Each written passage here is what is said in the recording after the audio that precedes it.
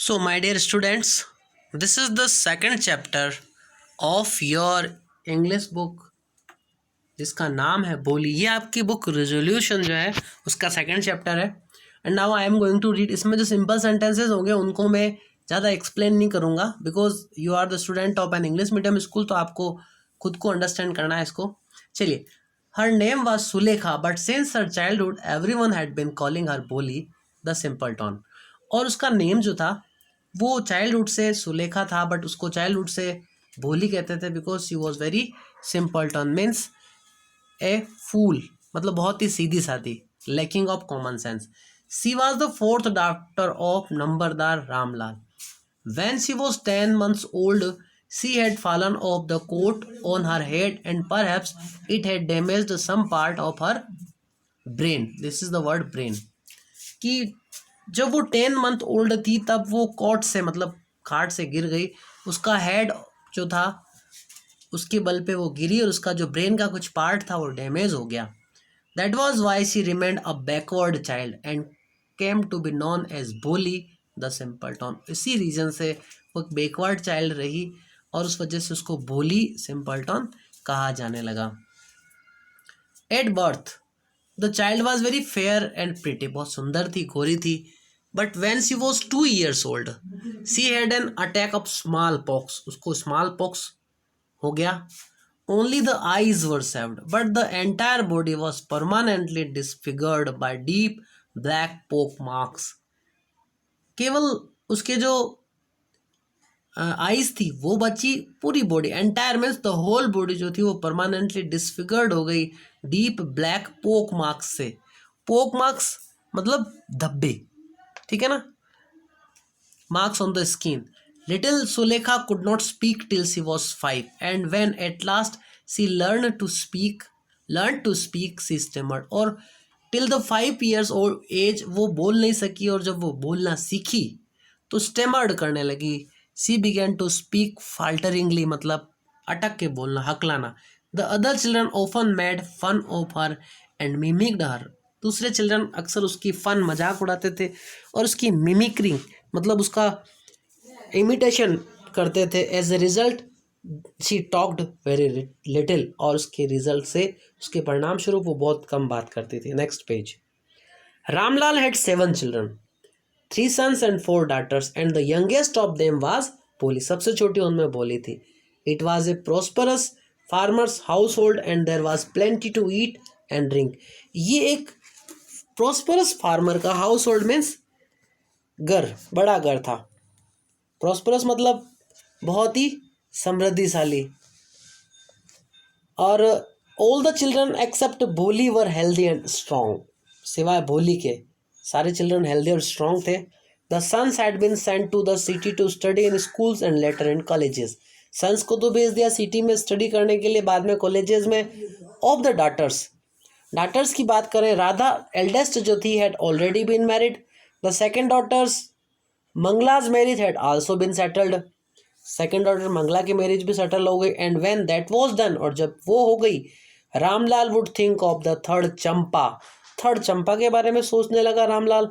They were good looking healthy girls and it was not difficult to find bride grooms for them. और because वो healthy और good looking girls थी तो उनके लिए bride groom ढूंढना, दूल्हा ढूंढना ज़्यादा डिफिकल्ट नहीं था।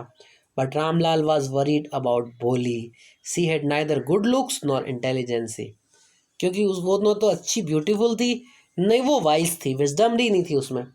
भोली was 7 years old when Mangala was married. 7 years की भोली थी तब मंगला की शादी हो गई। The same year a primary school for girls was opened in their village, और उसी साल उनके विलेज में एक प्राइमरी स्कूल ओपन हुआ। The tahsildar sahib came to perform its opening ceremony, इसको इनोग्रेट करने के लिए तहसीलदार साहब आए। परफॉर्म मतलब to do. He said to Ramlal, as a revenue official you are the representative of the government in the college and so you must set an example for all the villagers। क्योंकि तुम एक revenue official हो। Revenue का मतलब होता है किसी भी स्टेट की एनुअल इनकम, कि तुम वहाँ के ऑफिसर हो और तुम गवर्नमेंट के रिप्रेजेंटेटिव हो, तुम वहाँ के प्रतिनिधि हो, एन एजेंट हो। इस वजह से तुम्हें एक एग्जाम्पल प्रेजेंट करना है आपको you must send your daughters to school, daughter अपनी डॉटर्स को स्कूल भेज करके गांव वालों के लिए एक एग्जाम्पल सेट करना है. That night when Ramlal consulted his wife she cried, are you crazy, if girls go to school who will marry them. उस रात रामलाल ने अपनी वाइफ से कंसल्ट किया, मतलब ही टुक एडवाइस फ्रॉम हिज वाइफ, अपनी वाइफ से एडवाइस ली. तो उसने क्या कहा, आर यू क्रेजी, क्या लड़कियां स्कूल जाती, क्या कौन उनसे मैरिज करेगा. But Ramlal had not the courage to disobey the tehsildar, लेकिन रामलाल में तहसीलदार की डिसओबे करने की हिम्मत नहीं थी. At last his wife said, I will tell you what to do, मैं बताती हूँ क्या करना है. सेंड भोली टू स्कूल, भोली को स्कूल भेज दो. As there is little chance of her getting married with her ugly face and lack of sense, क्योंकि उसके मैरिज होने की चांसेस बहुत कम है क्योंकि उसका फेस अगली है और सेंस की भी कमी है. Let the teachers at school worry about her, उसके टीचर्स को चिंतित होने दो, हम क्यों माथा फोड़ी करें. The next day Ramlal caught Bholi by the hand and said, come with me, I will take you to school. Next day Ramlal ने भोली का हाथ पकड़ा और उसको कहा, चलो मेरे साथ, मैं तुम्हें स्कूल ले जाता हूँ. अब भोली was frightened, she did not know what A school was like, उसको पता ही नहीं था स्कूल कैसी होती है. सी रिमेंबर्ड, उसको क्या याद आया, how a few days ago their old cow Lakshmi had been turned out of the house and sold, की कैसे फ्यू डेज पहले उनकी ओल्ड काउ लक्ष्मी को टर्न आउट कर दिया, निकाल दिया गया, उससे मुक्ति पा ली गई, उसको घर से निकाल करके उसको सोल्ड, बेच दिया गया. No no no no no no no, she shouted in terror, मतलब डर से, टेरर मीन्स फियर से, वो चिल्लाई. And pulled her hand away from her father's grip, अपने फादर की ग्रीप जो थी उससे अपना हाथ खींच लिया. नेक्स्ट देखिए नेक्स्ट क्या होता है, what's the matter with you fool, क्या बात है बेवकूफ, shouted Ramlal, I am only taking you to school. Then he told his wife, let her wear some decent clothes, उसको कुछ डिसेंट मतलब अच्छे क्लोथ्स पहनाओ, और else what will the teachers and the other school girls think of us when they see her, नहीं तो teachers और जो गर्ल्स हैं दूसरी स्कूल की वो क्या सोचेगी जब वो उसको देखेंगी. तो new clothes had never been made for Bholi, the old dresses of her sisters were passed on to her, उसकी बहनों की पुरानी ड्रेसें उसको दे दी जाती थी. No one care to mend और वॉश हर क्लोथ्स, कोई भी उसके क्लोथ्स को मेंड करना वॉश करने की केयर नहीं करता था. But today she was lucky to receive a clean dress which had shrunk after many washings and no longer fitted Champa, लेकिन आज वो लकी थी क्योंकि उसको क्लीन ड्रेस रिसीव मिली थी जो कि श्रंक हो गई थी. Shrunk is the second form of shrink, सिकुड़ना, बहुत सारी वॉशिंग के बाद में चंपा की जो फिट नहीं आती थी ड्रेस वो मिली थी उसको आज भी.